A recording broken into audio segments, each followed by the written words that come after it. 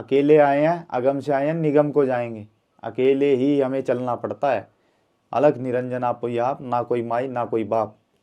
वो 2.5 दिन के साधु थे, सिर्फ 2.5 दिन के, 2.5 दिन में ही वो सिद्ध हो गए। तो इसलिए होते हैं, अब जैसे मैं हर साल अमरनाथ यात्रा पे जाता हूँ, तो वहाँ यात्रा में कोई नया चिमटा लिया या वहाँ से मिला बाबा भोलेनाथ से, आ गया मैं यहाँ रहा बाबा जी के पास स्थान पे, तो आके अपना चिमटा उसको अलग रखने से अच्छा है धोने में जहाँ उसकी जगह है।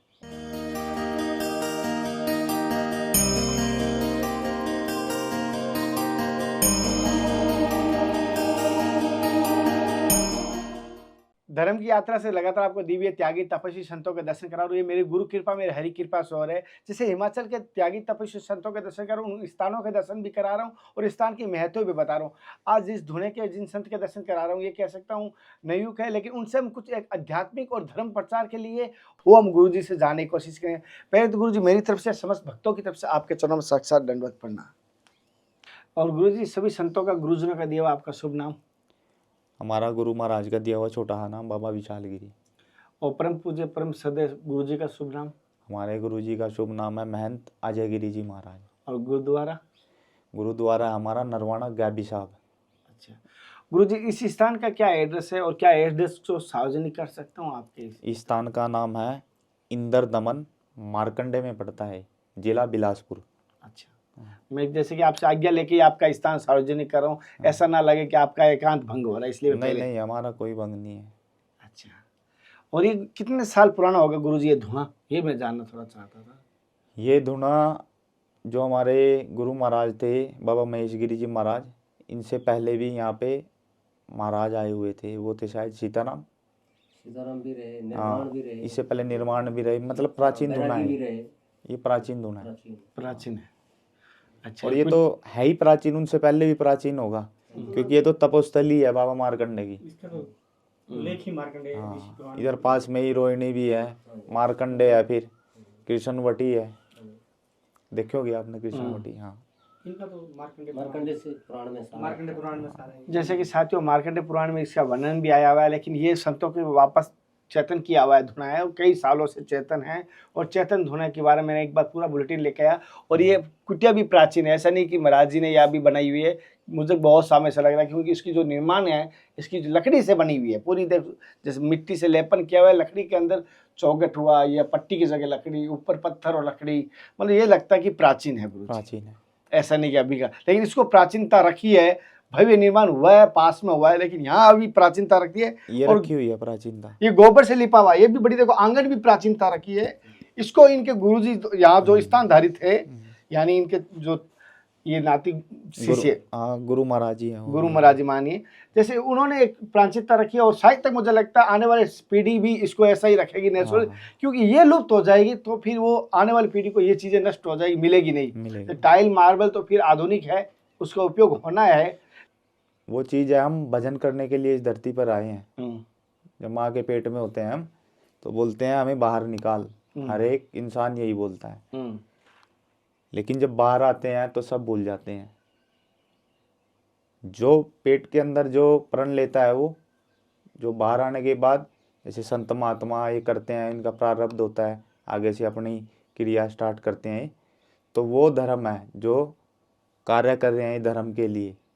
अब जैसे हमारे बाबा जी थे, तो वो पहले बैंक में जॉब करते थे, तो फिर उन्होंने वो त्याग करके तो ये धर्म के लिए जिए। वो ये देखो खड़ा किया, कोई भी आए जाए, ठीक है, कोई भूखा प्यासा, साधु संत महात्मा, यानी कि दूसरों के लिए जिए, समाज के लिए जिए हैं, इसको धर्म बोलते हैं। अच्छा, ठीक और है। गुरुजी आप बच्चापन से इस मार्ग पे आए या? हम बचपन से ही हैं। तो ऐसी क्या परिस्थिति हुई थी कि? परिस्थितियाँ नहीं होती हैं, सब ऊपर से लेख होते हैं लिखे हुए, किसको क्या बनना है, ठीक है ना, ये कर्म होते हैं। अब बड़े बड़े गोपी चंद राजा भर्तृहरि हुए, राजा थे तो संत क्यों बन गए? उनका ऐसा लिखा हुआ था कि वो संत बनेंगे, राजा थे ना जी, तो उनका ऐसा लेख लिखा हुआ था कि उनको संत बनना पड़ा। अब वाल्मीकि जी थे, पहले क्या कर्म था, और जब उनको शिक्षा मिली तब वो संत भी हुए, वाल्मीकि के रूप में जाने गए। तो ये कोई ना कोई कारण होते हैं, तब बनता है संत। अच्छा गुरुजी, क्या प्रारब्ध, जैसे आपने कहा प्रारब्ध का कोई लिखा होता है, तो मैंने सुना है जैसे यहाँ मार्कंडेय ऋषि जी के प्रारब्ध का भी काटा गया है उनका। उन्होंने प्रारब्ध में जो था वो भी काट के दिखाया है, जो लिखा हुआ था भाग्य में जो लिख दिया कि इतनी साल की उम्र है, उसको भी उन्होंने काट के दिखाया है। उनकी वो जो भक्ति थी तो तभी कटी ना, हो भक्ति जो थी, जब उन पे संकट आया तो फिर भोलेनाथ ने कहा ना, नहीं भाई, तो उन जैसा बनना पड़ता है भोला, उसी को मिलता है भोला। यानी कि सरल, सह रह लय, सह से सीता, रह से राम, लय से लक्ष्मण। जो ऐसा नहीं होगा सरल, उसके पास ये तीनों नहीं होंगे। अच्छा, जो मतलब ज़्यादा क्वेश्चन, ज़्यादा उसमें होगा तो वो सरल नहीं है। तो ये हर एक के ऊपर लागू होती है, चाहे हम संत भी हो या कोई भी हो। जो सरल होगा उसके पास ये होंगे, सह रह लय, सह से सीता, रह से राम, लय से लक्ष्मण। गुरु जैसे भी जैसे हम सवाल कर रहे हैं, प्रश्न कर रहे हैं, जैसे अर्जुन वाली बात याद आ जाती। अर्जुन ने भी सवाल किए थे, वही सवाल कर रहा था वो। कुरुक्षेत्र भूमि हमारे नज़दीक में ही है वो नीचे, ठीक है। हमारे सौभाग्य की बात है कि हम वहाँ पे मिला, हमें बड़े हुए हम वहाँ, ठीक है। तो वो भी ऐसे ही सवाल कर रहा था, तो उसको विराट रूप दिखाना पड़ा, फिर तब माना। जी गुरु जी। नहीं, कौन मान रहा? ऐसे ही इंसान है, पूछते रहेंगे पूछते रहेंगे पूछते रहेंगे, उनकी शंका दूर नहीं होगी। शंका कब दूर होगी? जब वो पूरी तरह समर्पित हो जाएंगे दूसरों के जीवन के लिए, जग कल्याण के लिए जिएंगे। तो जैसा कि ये बता रहे थे, यहाँ कुछ नहीं था, तो बाबा जी ने अपने तप के द्वारा किया जो भी कुछ किया, यहाँ पे कल्याण किया ना। ऐसे इनके वहाँ वो पुरी बाबा थे, कितना कुछ कर रहे थे समाज के लिए, और फिर समाज ने ही उनको दरकिनार कर दिया। बोले कोई कुछ नहीं बोले, तुम भी उधर रहते हो। गांव वालों को, नगरी वालों को जाना चाहिए, लाना चाहिए उनको हाथ जोड़ के, नहीं। कितने भंडारे खाए होंगे तुमने उनके, बड़े ही हो गए होंगे तुम भंडारे खा खा के। कुछ नहीं किया ना तुमने उनके लिए। तो ऐसी बात होती है, संत करके चला जाता है, वो चले गए। आप गए होंगे मारकंडे पे, वो कितना कुछ बना के, और भी स्थान है उनके। अब वो निकल गए यात्रा पे आगे, कैलाश मानसरोवर। तो ये समाज होता है, तो ये किसी के नहीं होते हैं। अकेले आए हैं, अगम से आए हैं, निगम को जाएंगे। अकेले ही हमें चलना पड़ता है। अलग निरंजन आप कोई, आप ना कोई माई ना कोई बाप। जो जितने कोई भी भगत भी बने होते हैं, एक समय पे ये भी साथ छोड़ देंगे। अच्छा, तो वो तो खुद को ही तय करना पड़ता है अपना भजन। गुरु जी जैसे आपने इस मार्ग पे अपनाया है, इस मार्ग पे चल भी पा रहे हो गुरु आज्ञा से, गुरु कृपा से, तो आपने क्या इसमें साथ देखा? इसमें साथ यही है, झूठ सच से बचे हुए हैं। जो दुनिया झूठ, सुबह उठते ही झूठ बोलती है, ठीक है। अब जैसे हमें बताया गया प्रारब्ध होता है, पिछले जीवन में तपस्या करी होगी, क्या अब तक क्या होंगे हम पिछले जीवन में, वैराग में होंगे, कैसे होंगे। तो इस जीवन में आके हम अपना कर रहे हैं भजन। ऐसे ही हमारे एक श्यामगिरी बाबा हुए, श्यामगिरी सवाई, वो 2.5 दिन के साधु थे, सिर्फ 2.5 दिन के। 2.5 दिन में ही वो सिद्ध हो गए, क्योंकि उनका प्रारब्ध था पीछे। तो उनकी 2.5 दिन के अंदर फकीरी सिद्ध हो गई थी। आज भी उनका तिहाड़ जेल के अंदर धुना है बाबा जी का, श्यामगिरी समाई। तिहाड़ जेल के अंदर धुआं? क्यों? कोई बात होगी जैसे उनके साथ, तो वहाँ तिहाड़ जेल में चले गए बाबा जी। तो जेलर बोला भाई चक्की चलानी पड़ेगी महात्मा। तो फिर उन्होंने उठाया चिमटा, बोले चल लंडे की। तो वो चक्कियाँ अपने आप चलने पड़ी। तो वो 2.5 दिन के ही साधु थे बने हुए। तो ये प्रारब्ध होता है पिछले जीवन का, नहीं। वो 2.5 दिन में ही सिद्ध हो गए हैं बाबा श्यामगिरी समाई।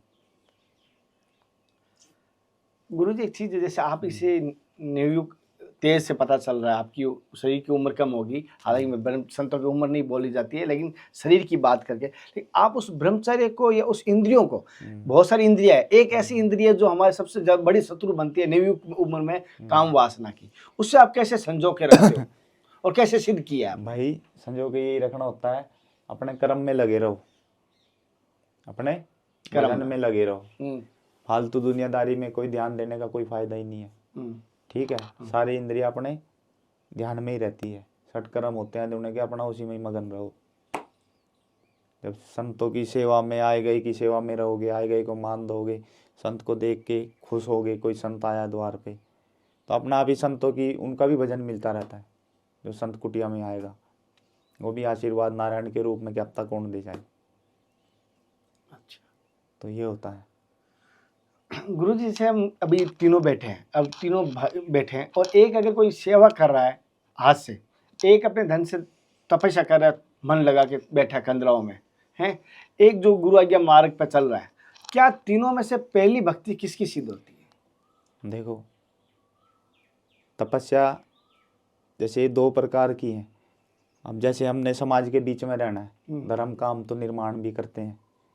ठीक है, साधु धर्म का निर्माण करते हैं।